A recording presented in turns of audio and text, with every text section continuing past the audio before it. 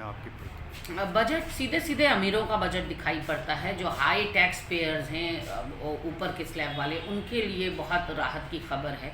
लेकिन गरीब और आम जनता के लिए ये बजट नहीं है। ख़ास करके अगर हम उत्तराखंड की बात कहें तो महिला सशक्तिकरण की बात निर्मला सीतारमण ने कल अपने बजट भाषण में करी। स्वयं सहायता समूह की ज़रूरतों की बात कही, उनके महत्व को समझाया।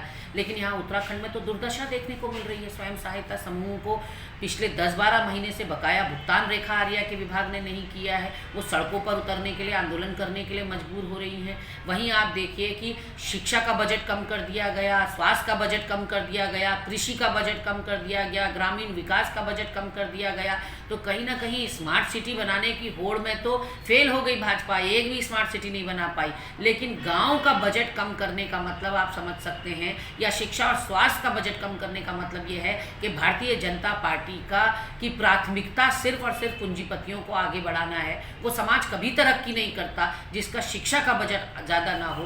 पिछले साल की तुलना में इस बार कटौती की गई है मनरेगा के बजट में, और कुछ सेक्टर्स में तो वाइप आउट कर दिया गया है योजनाओं को। भारी आक्रोश है जनता के मन में। कच्चे तेल का दाम अंतर्राष्ट्रीय मार्केट में कम हो रहा है, फिर भी देश की जनता को पेट्रोल डीजल के दामों में राहत नहीं मिल रही।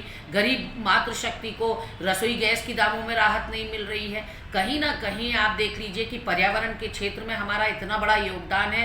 70% उत्तराखंड जो है वन आच्छादित है। हम केवल दिल्ली को नहीं, पूरे उत्तरी भारत को ऑक्सीजन कवर देते हैं, लेकिन वहाँ भी हमारे हाथ कुछ नहीं लगा। हम ग्रीन बोनस की मांग इतने सालों से कर रहे हैं कि इन पेड़ों को बचाने के वजह से हमारे वहाँ विकास कार्य अवरुद्ध होते हैं। तो हमें कुछ तो उसका रिप्लेसमेंट मिलना चाहिए।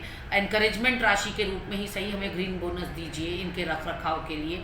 वहीं दूसरी ओर जोशीमठ की इतनी बड़ी आपदा आई हुई है, तो आपदा मद में आपने कुछ नहीं किया। हिमालयी राज्यों में जिस तरह से भूस्खलन होते रहते हैं, हिमस्खलन होते हैं, अतिवृष्टि, ओलावृष्टि, तमाम तरह की मुसीबतें हम पर आती हैं मौसम बदली होने पर। ऐसे में आपदा के क्षेत्र में भी आपने कुछ भी पैकेज जोशीमठ के लिए घोषित ना करके ये बता दिया कि उत्तराखंड आपकी नज़रों में कोई महत्व नहीं रखता।